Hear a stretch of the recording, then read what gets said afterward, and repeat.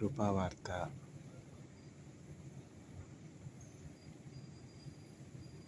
కార్యక్రమమునకు స్వాగతం. నేటి ధ్యానాంశము మేలు, గుడ్. విసుకక మేలు చేసిన ఎడల తగిన కాలమందు ఫలము పొందెదము.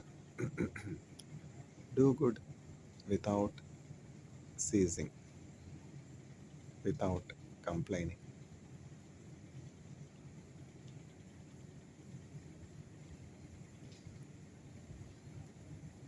నెసాగెదయే సునితో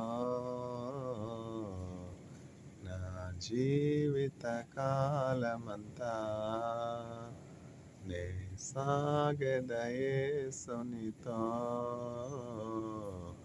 నా జీవిత కాలమంతా. యేసుతో నడిచెదా, యేసుతో గడిపెదా, యేసుతో నడిచెదా, యేసుతో గడిపెదా, పరమును చేరగనే వెళ్ళెదా, హానోకు వలె సాగెదా, నెసాగెదా యేసునితో నా జీవిత కాలమంతా.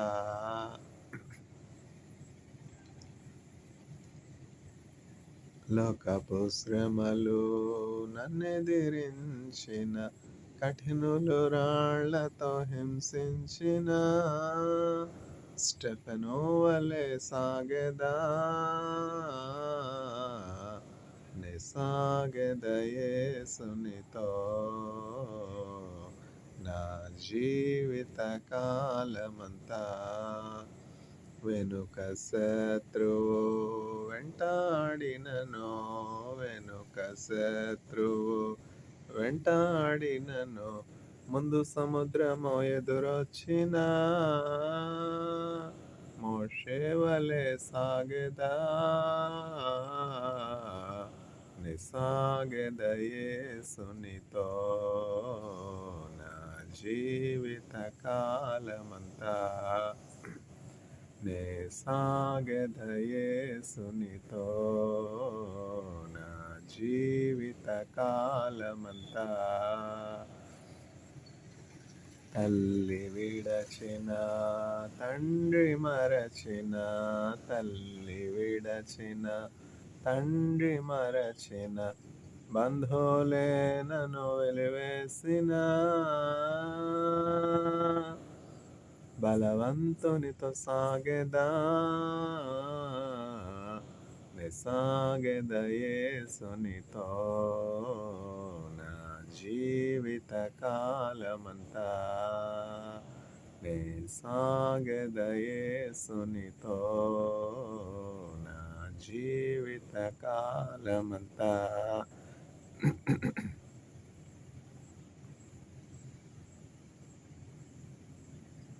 బ్రతుకుట క్రీస్తే, చావైన మేలే, బ్రతుకుట క్రీస్తే, చావైన మేలే, క్రీస్తుకే హత సాక్షిగా మారెదా,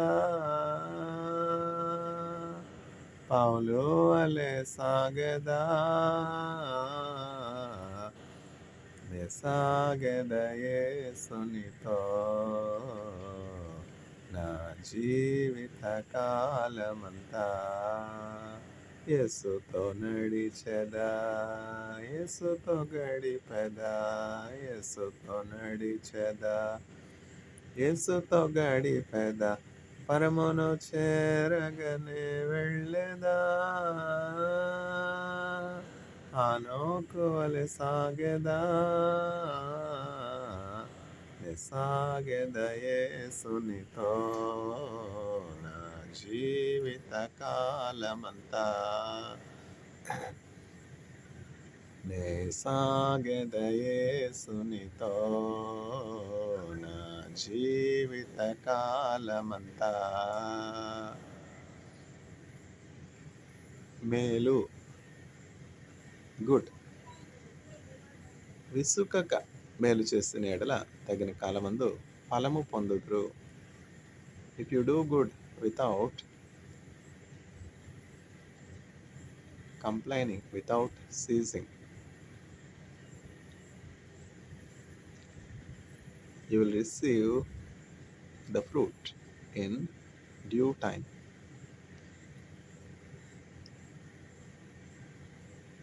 నీవు చేసిన ఉపకారములకు నేనేమి చెల్లింతును? ఏడాది దూడలనా, వేలాది పొట్టేళ్లనా, వేలాది నదులంత విస్తార తైలము మీకిచ్చిన చాలునా? వేలాది నదులంత విస్తార తైలము మీకిచ్చిన చాలునా? గర్భఫలమైన నా జ్యేష్ఠ పుత్రుని మీకిచ్చిన చాలునా? గర్భఫలమైన నా జ్యేష్ఠ పుత్రుని మీకిచ్చిన చాలునా? నీవు చేసిన ఉపకారములకు నేనేమి చెల్లింతును? మరణ పాత్రుడనై ఉన్న నాకై మరణించితివ సిలువలో. మరణ పాత్రుడనై ఉన్న నాకై మరణించితివ సిలువలో. కరుణ చూపి మీ జీవ మార్గాన నడిపించుము యేసయ్యా. కరుణ చూపి మీ జీవ మార్గాన నడిపించుము యేసయ్యా. నీవు చేసిన ఉపకారములకు నేనేమి చెల్లింతును? ఈ గొప్ప రక్షణ నాకిచ్చినందుకు నేనేమి చెల్లింతును? ఈ గొప్ప రక్షణ నాకిచ్చినందుకు నేనేమి చెల్లింతును? కపట నటనలు లేనట్టి హృదయాన్ని మీకిచ్చిన చాలునా? కపట నటనలు లేనట్టి హృదయాన్ని మీకిచ్చిన చాలునా? నీవు చేసిన ఉపకారములకు నేనేమి చెల్లింతును? ఈ గొప్ప రక్షణ నాకిచ్చినందుకు నేనేమి చెల్లింతును? కపట నటనలు లేనట్టి హృదయాన్ని మీకిచ్చిన చాలునా? కపట నటనలు లేనట్టి హృదయాన్ని మీకిచ్చిన చాలునా? నీవు చేసిన ఉపకారములకు నేనేమి చెల్లింతును? మేలు. Good. If you do good without ceasing, you will receive the fruit in due time. మీరు విసుకక మేలు చేసిన ఎడల తగిన కాలమందు దాని ఫలమును పొందుదురు. ఫలము ఎంత మంచి మాట. ఫలం, కష్టఫలం, సేవా ఫలం, పూజా ఫలం, భూఫలం, గర్భఫలం, అన్ని రకాల ఫలాలు ఉన్నాయి. ఒక చక్కని శిశువును ప్రభు కుటుంబంలో భార్యాభర్తలకి, దంపతులకి వారి దాంపత్య జీవితానికి, వారి దాంపత్య జీవితంలోని మాధుర్యానికి గుర్తుగా గర్భఫలాన్ని ఇచ్చారు. ఎంత సంతోషం, ఎంత ఆనందం. ఆ చిన్న బిడ్డలు ఆ గృహంలోనికి రావటం, ఒక క్రొత్త జీవం ఆ గృహంలోనికి రావటం. ఆ పిల్లలు ఎంతో అమాయకత్వం కలిగి, ఎంతో సౌందర్యం కలిగి, ఎంతో దేవుని గుణగణాలు కలిగి, పరలోక సంబంధమైనటువంటి దేవదూతలను పోలినటువంటి స్వరూప స్వభావాలు కలిగినటువంటి వారిగా పిల్లలు ఉంటారు. పిల్లలు కీడు ఏమన్నా చేస్తే వారు తిరిగి మళ్ళీ కీడు చేయగలరా, చేస్తారా, యోచిస్తారా? యోచనలో కూడా వాళ్ళు పిల్లలు వాళ్ళకి కీడు చేసినటువంటి వాళ్ళకి అన్నడు కూడా కీడు చేయరు కదా! అట్లా ఉండాలి. మన మార్పు నొంది క్రొత్తగా జన్మించినటువంటి శిశువులుగా మారితే గాని, క్రొత్తగా జన్మించినటువంటి పిల్లలుగా మారితే గాని దేవుని రాజ్యంలో ప్రవేశింపలేము. సూదుందా? సూదికి బెజ్జం ఉంటుంది గదా! ఈ రోజుల్లో సూది తెలీదు, దబ్బలం గూడా తెలీదు. ఎవరు జూస్తున్నారు? ఎవరు వాడుతున్నారు సూది? దబ్బలం ఎవరు వాడుతున్నారు? దబ్బలం అంటే గోను సంచులు బియ్యము చక్కగా కట్టి, బియ్యం పోసి గోను సంచుల్లో బస్తాలో చక్కగా ఏమిటది? దబ్బలం పెట్టి కుట్టేస్తారనమాట. అదొక పెద్ద సూది లాంటిదే. కానీ గోను సంచులు కుట్టడానికి సూది వాడతామా? కత్తెక్కడ వాడాలో అక్కడ కత్తి వాడాలి. సూది ఎక్కడ వాడాలో అక్కడ సూది వాడాలి. దబ్బలం ఎక్కడ వాడాలో అక్కడ దబ్బలం వాడాలి. దబ్బలం ఉపయోగించి సర్జరీ చేస్తామా? ఎక్కడ సర్జరీ చేసినప్పుడు కుట్లు వేయడానికి డాక్టర్స్ స్పెషలైజ్డ్, స్టెరిలైజ్డ్ నీడిల్స్ వాడతారు. ఎక్కడ కంటామినేషన్ వస్తుందో, ఏ కంటామినేషన్ వల్ల ఏ ఇన్ఫెక్షన్ అవుతుందో కదా! సర్జరీలో సర్జరీ అయింది. సర్జరీ తర్వాత ఇన్ఫెక్షన్ అయింది. ఇన్ఫెక్షన్ ఎక్స్టెండ్ అయింది. ఆగలేదు, కంట్రోల్ కాలేదు, హీల్ కాలేదు. ఇన్ఫెక్షన్ వల్ల చనిపోయినారు. అనేక విషయాలు మనం చూస్తున్నాం. డాక్టర్స్ కష్టాలు ఎవరికి తెలుసు? వైద్యో నారాయణో హరి అంటారు. అంతే కదా! వైద్యులు ఎంతో కష్టపడుతున్నారు. అందరిని రక్షించాలనే, అందరినీ ప్రేమించి అందరికీ ప్రాణదానం చేయాలనే. కానీ మనుషులే కదా వైద్యులు గూడా. మనం నారాయణ అంటాం గానీ, నారాయణ అయిపోతారా? మానవులు మానవులే, దేవుడు దేవుడే. కాకపోతే దేవుని ఆత్మ ఉండుటను బట్టి కొంతమంది డాక్టర్స్ ఎంతో నిపుణత కలిగినటువంటి వారుగా ఉన్నారు. జయసింగ్ అనే డాక్టర్ గారు ఉండేవారు చెన్నైలో. జయసింగ్ అని నేను చూసానేంటి? నేనెక్కడ చూసాను? ఆయన జయసింగ్ గారు ఉన్నప్పుడు నేను చూసానా? ఏదో పెద్ద పాస్టర్లు చెప్పిన విషయాలు జ్ఞాపకం చేసుకొని పంచుకుంటా ఉన్నాను అంతే గదా! సిఎన్ఆర్ రావు గారు ఉన్నారు. ఇప్పుడు 92 సంవత్సరాలు. నేను ఎప్పుడైనా ఆయన ల్యాబ్‌కి వెళ్ళానా? ఆయన మాటలు విన్నానా? ఆయనతో కలిసి పనిచేశానా? లేదు గదా! ఆయన గురించి విన్న విషయాలే, ఆయన గురించి దూరం నుంచి తెలుసుకున్నటువంటి విషయాలే నేను మాట్లాడగలను. 30వ తారీఖు, జూన్ 30వ తారీఖు 92వ పుట్టినరోజు జరుపుకున్నారు. 92 అంటే ఏమన్నా సామాన్యమా చెప్పండి? మా ఆయుష్కాలము 70 సంవత్సరములు అధిక బలమున్న ఎడల 8 సంవత్సరములు అయినను వాటి వైభవం ఆయాసమే దుఃఖమే. మోషే చెప్తున్నాడు. మోషే కదా దేవుని యొక్క చిత్తానుసారంగా జన్మించినటువంటి ఇశ్రాయేలీయుల యొక్క విమోచకుడు కదా! మోషే ఎంతో స్టెబిలైజ్డ్ జీవితం కలిగి ఉన్నాడు. ఎంతో స్థిరమైనటువంటి, పటిష్టమైనటువంటి జీవితం కలిగి ఉన్నాడు. సఫిషియన్సీ సమృద్ధి కలిగినటువంటి జీవితం కలిగి ఉన్నాడు. ఎక్కడ అన్సర్టనిటీస్ లేనటువంటి జీవితం కలిగి ఉన్నాడు అని మనం చెప్పగలమా? కొంచెం అనిశ్చయత కలిగితే మనం దేవుని ఉనికిని ప్రశ్నించే వారంగా ఉంటాం. కొంచెం ఎవరైనా మనల్ని విమర్శిస్తే వాళ్ళని 10 మాటలు అంటాం. కీడుకి ఎవరికి ప్రతి కీడు చేయవద్దు. విమర్శించారా? ఆ విమర్శలో ఉన్నటువంటి మంచిని తెలుసుకోనండి. కన్‌స్ట్రక్టివ్ క్రిటిసిజం అంటారు. ఎవరు మనల్ని విమర్శిస్తారు? బయట వాళ్ళు మనల్ని విమర్శించరు కదా! మన పనుల్ని, మన విధానాన్ని, మన జీవితాన్ని, మన అలవాట్లను చూసి గమనించినటువంటి వారే మనల్ని విమర్శిస్తారు. అనాథలను ఎవరు దిద్దరు కదా! తల్లిదండ్రులు లేనటువంటి వారిని ఎవరు కూడా దిద్దరు కదా! అనాథలను ఎవరు కూడా దిద్దరు. తల్లిదండ్రులు తమ బిడ్డలు అన్ని విషయాల్లో కూడా చక్కగా ఎదగాలి, అన్ని విషయాల్లో అభివృద్ధి చెందాలి, అన్ని విషయాల్లో సౌఖ్యం కలిగి ఉండాలి, క్షేమం కలిగి ఉండాలి, అభివృద్ధి చెందాలి, మంచి ఉన్నతమైనటువంటి స్థితికి రావాలని తల్లిదండ్రులు పిల్లల్ని దిద్దుతారు. ఏమైనా తప్పు ఉంటే మందలిస్తారు. స్నేహితుడు మేలు కోరి గాయము చేయను, పగవాడు లెక్కలేనటువంటి ముద్దులు పెట్టును. అట్లా ప్రొఫెసర్ సిఎన్ఆర్ రావు గారు 30వ తారీఖు జూన్ ఈ సంవత్సరం 92వ పుట్టినరోజు జరుపుకున్నారు.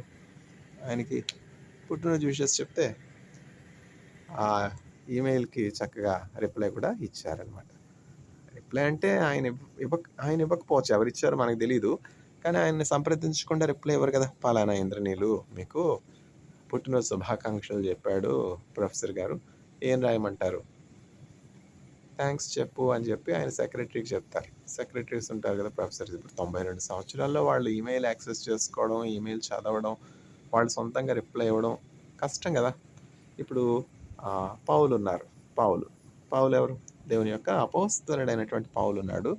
పౌలు చెరసాల్లో ఉన్నాడు. చెరసాల్లో ఉన్నాడు. ఆయనకి కంటి సంబంధమైనటువంటి బలహీనత ఉన్నది. ఆ కాళ్ళు సరిగ్గా కనపడవు.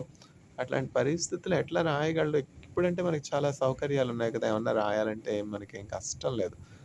ఒక పేపర్ తీసుకుంటాం. ఏ4 పేపర్ అంటాం. ఏ5 పేపర్ అంటాం. ఏ4 షీట్ తీసుకొని చక్కగా మనకు కావాల్సినటువంటి అంశాలన్నీ కూడా ఆ పేపర్‌లో రాస్తాం అనమాట.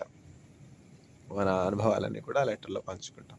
ఇప్పుడంటే పెన్నులున్నాయి, పెన్సిల్స్ ఉన్నాయి, పేపర్స్ ఉన్నాయి, అట్లున్నాయి అన్నీ సౌకర్యాలున్నాయి. కానీ ఆ రోజుల్లో పౌలు కాలంలో అంటే ఇంచుమించు 2000 సంవత్సరాల పూర్వము పార్చ్‌మెంట్ అంటే తోలు మీద లెదర్ ఐటెమ్స్ మీద వ్రాసేవారనమాట. రాసి భద్రపరిచినటువంటి విషయాలు. చూసారా జూయిష్ పీపుల్ ఎంత జ్ఞానం కలిగున్నారో? అందుకే వాళ్ళు నిబంధన జనులు. అందుకే వాళ్ళు దేవుని ప్రజలు, దేవుని సొత్తు, దేవుని స్వాస్థ్యం. పరలోకంలో దేవదూతలు తిన్న ఆహారం నేను తిన్నానా? మీరు తిన్నారా? ఈ వాక్యాన్ని వింటున్నవారు తిన్నారా? జూయిష్ పీపుల్ ఏంటంటే స్టిఫ్ నెక్డ్ పీపుల్. మీరేంటి మాకు చెప్పేదేంటి? ఆ! Doctor Neil we know all these things. Skip all the slides. అంటే నన్ను కాదులెండి. అందరితో చెప్పే మాట. ప్రొఫెసర్ ఆరోన్ గెడంకన్ గారని మా పోస్ట్ డాక్టరల్ సూపర్వైజర్ గారనమాట. నన్నెప్పుడు అట్లా ఆటంకపరచలేదు నేను ప్రెజెంట్ చేస్తా ఉన్నప్పుడు. ఎందుకంటే నేను ఆ సమయం తీసుకోను గదా! ఎక్కువ సమయం తీసుకుంటే వాళ్ళకి నష్టం గదా! ఎవరికుంది సమయం మన సోది వినడానికి? పట్టుకుంటే విడిచిపెట్టరు జిడ్డు. ఎక్కడికెళ్తున్నారో తెలీదు. ఏ పనుందో తెలీదు పట్టుకోవడం. ఇక సోది. చెప్పేది చెప్పుకుంటా పోయేదే గానీ, వాళ్ళ ఇతరుల పరిస్థితి ఏంటి, వినేవాళ్ళ పరిస్థితి ఏంటి గమనించేదే లేదు.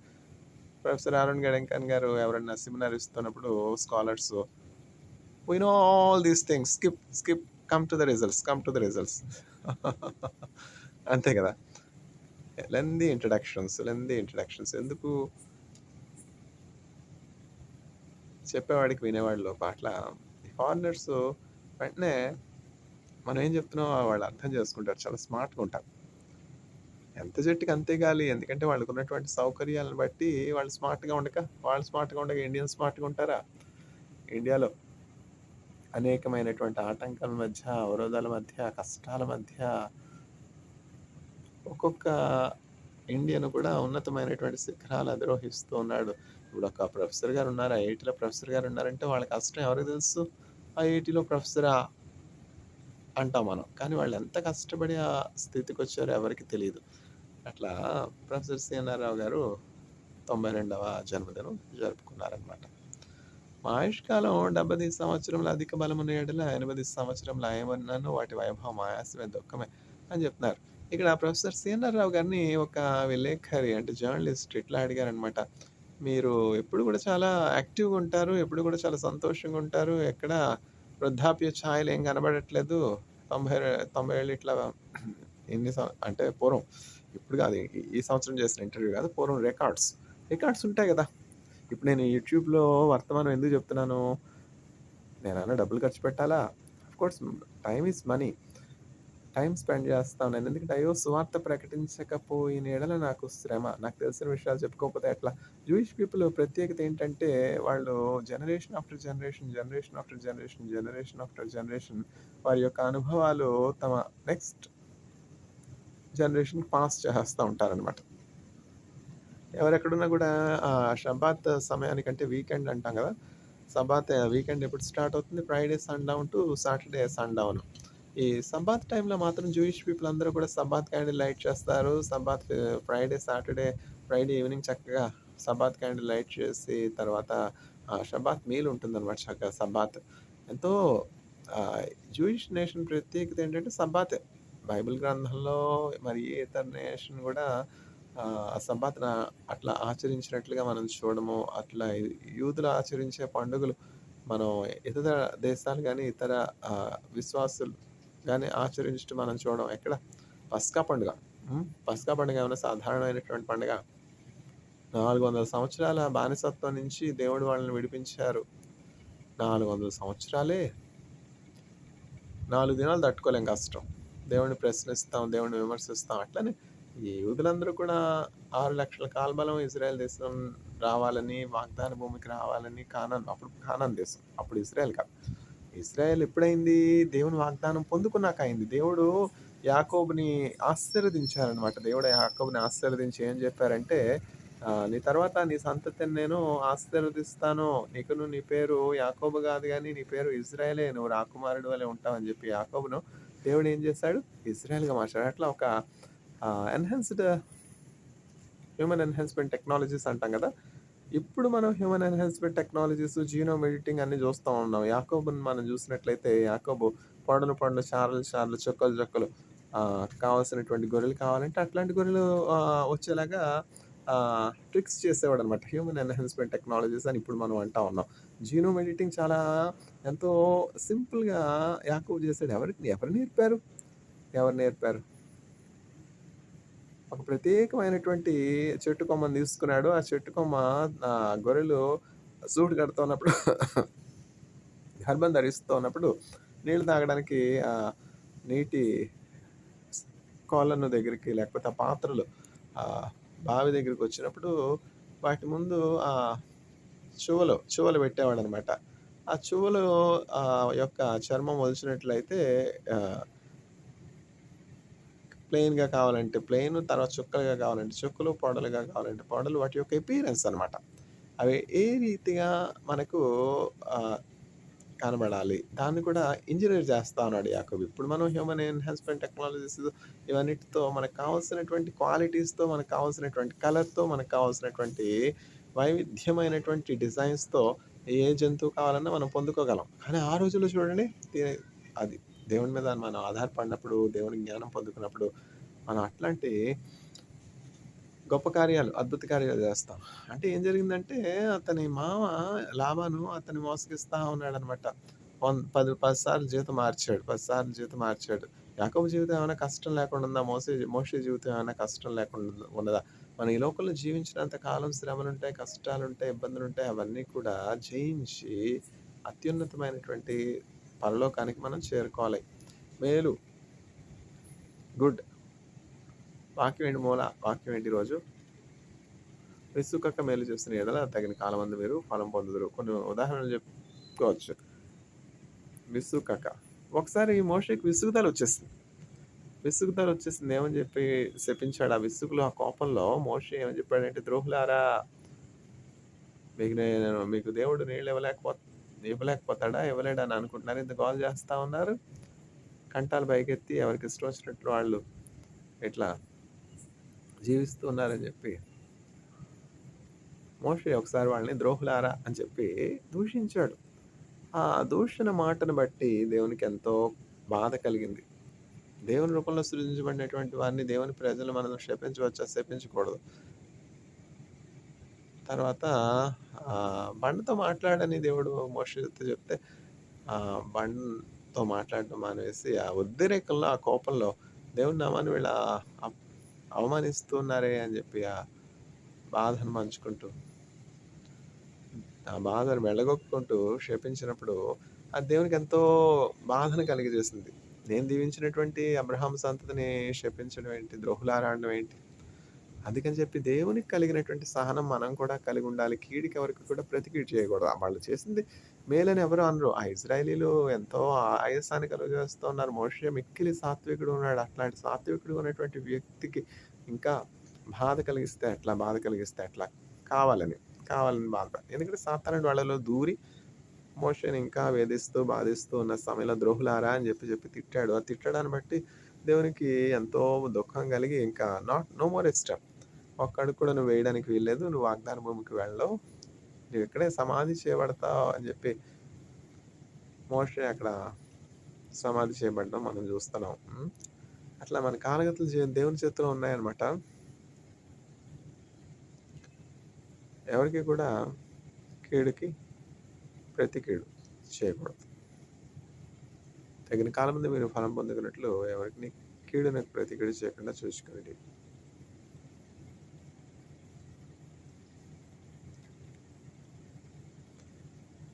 విసుకక మేలు చేస్తున్న ఎడల తగిన కాలం ముందు మీరు దాని ఫలమును పొందుదురు. విసుకక మేలు చేసుకోవాలన్నమాట. చాలా అంశాలు ఉన్నాయి చెప్పడానికి, సమయం చాలదు కదా. May the Lord grant audience and grace to all the audience to have fruitful summit. May the Lord grant the audience to receive good by not returning evil for evil. Amen.